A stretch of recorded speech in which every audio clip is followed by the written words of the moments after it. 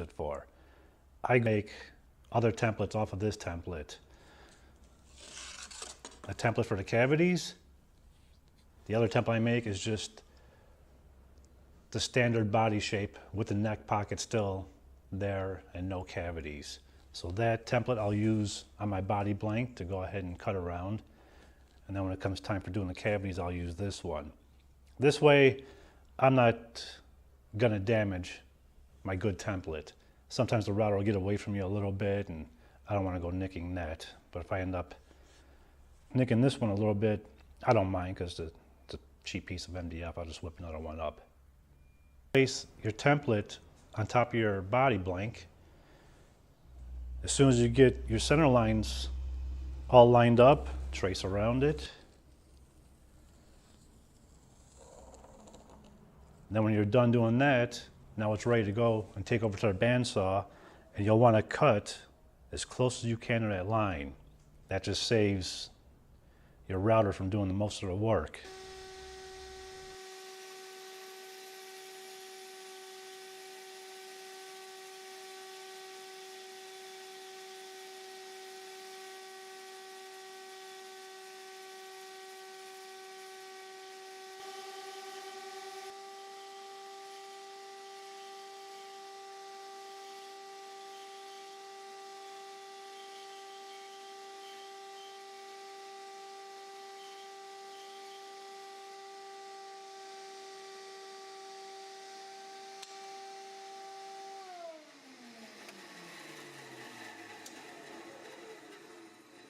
Alright, and there we've got the rough cutout, and we'll just take it over to our router table and clean it up with the template.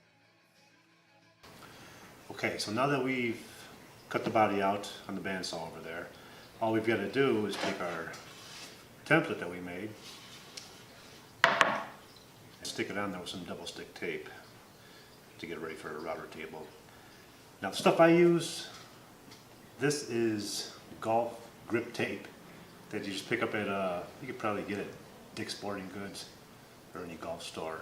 I used to do a lot of golfing back in the day before my back started giving me problems. So you do not need a lot of this stuff. This particular tape, very high tack. Just cut yourself off some small strips. Put a few around the perimeter.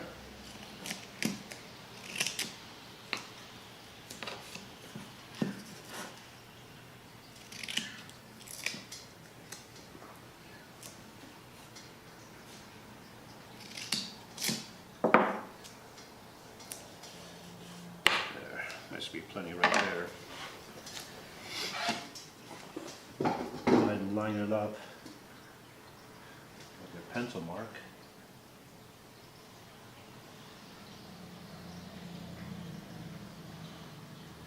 Gently just lie it down on there so you're able to shift it a little bit if you have to.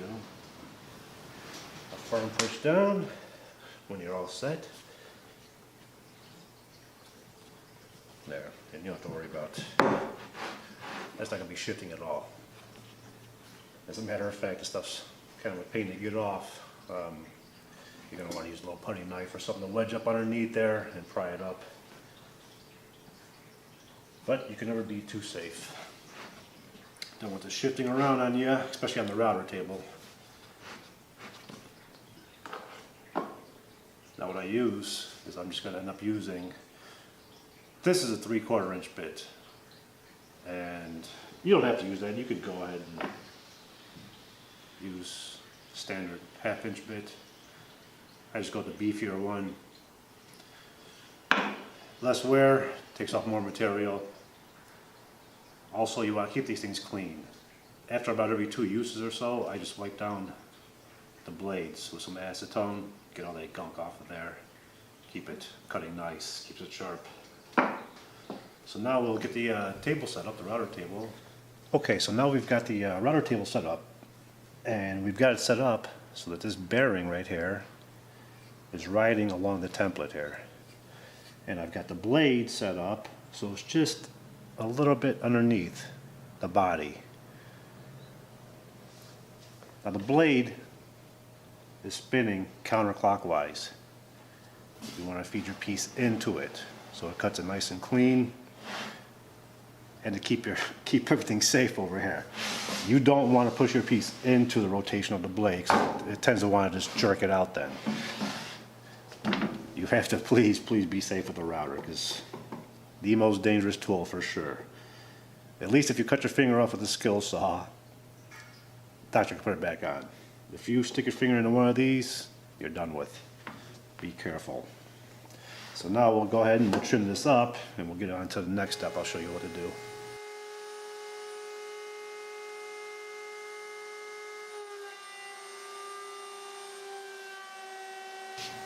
This is the trickiest part right here, this little inside of the horn right there on this side and the other side, the big side.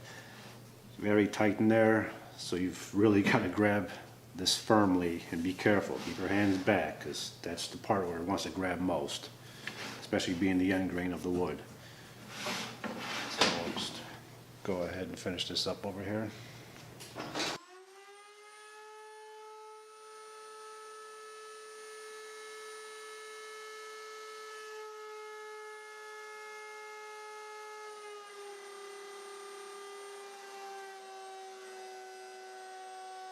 So we got about 3/4 of the body it went through. And as you see, like I said, that little tough spot right there, and this happens just about every time. You end up getting a little tear out in there. So now what we'll have to do is flip the body over. So now what we've got to go ahead and end up using to finish up is what's called a flush trim bit. And if you notice, nothing really different, it's got the bearing up on top now.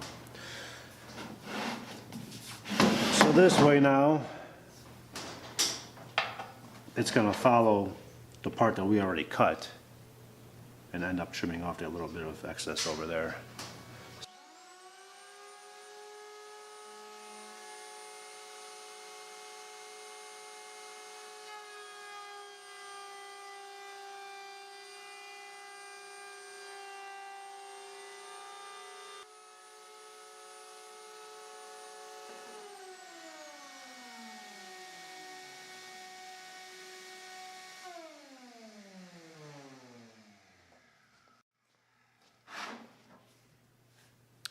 All right, we're all set. Came out good.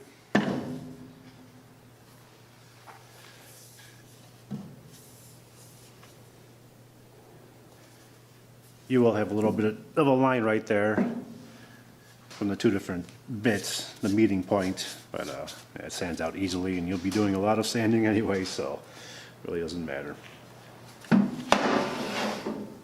Another little tip for routing: try to move at a pretty steady pace, pretty quickly. As you saw, I wasn't too fast, I wasn't too slow. You end up going too slow, you end up getting the router burn there, you see, a little bit. And not that it's a bad thing, it's just pretty rough to sand out. It's not fun, so you don't want to sit in one spot for too long, just keep it moving. You also want to clamp your table down. This is a pretty light table, and I've just got it sitting on top of my workbench, and I've got a couple clamps holding it down. You don't want this shifting at all while you're moving your piece through there. So safety, safety, safety. Okay, so now that we've got our body routed out already, I'm just using my putty knife. I'm just going to pry up where I put the tape at, work it around.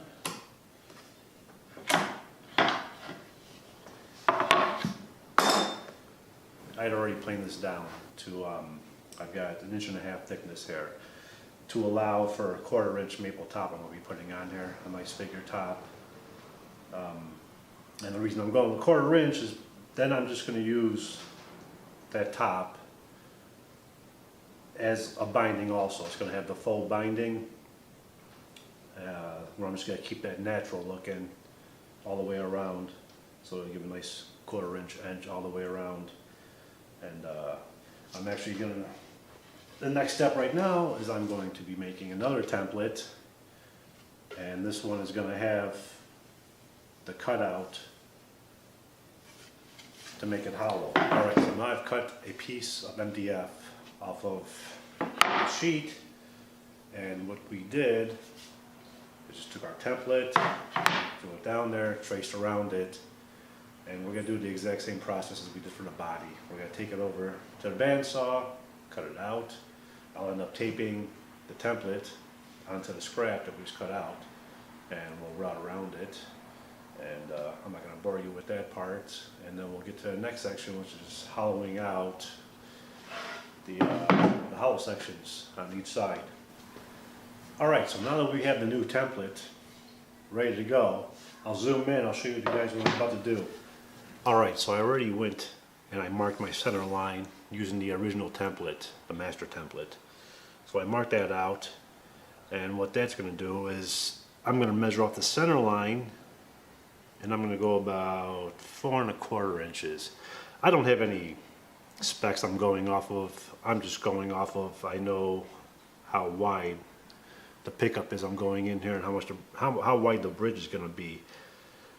So I've got to leave enough room for the bridge screws to securely go into the center block, and have enough room to route out for the pickup that's going in there. So now that I've got the center line established, I can go ahead and measure off that center line each way and know where I'm going to draw my vertical lines going up and down. And then to go around the edges to hollow it out, all you got to do is pick up one of these simple little cheap compasses that they sell anywhere. And the easiest way to do, now all I did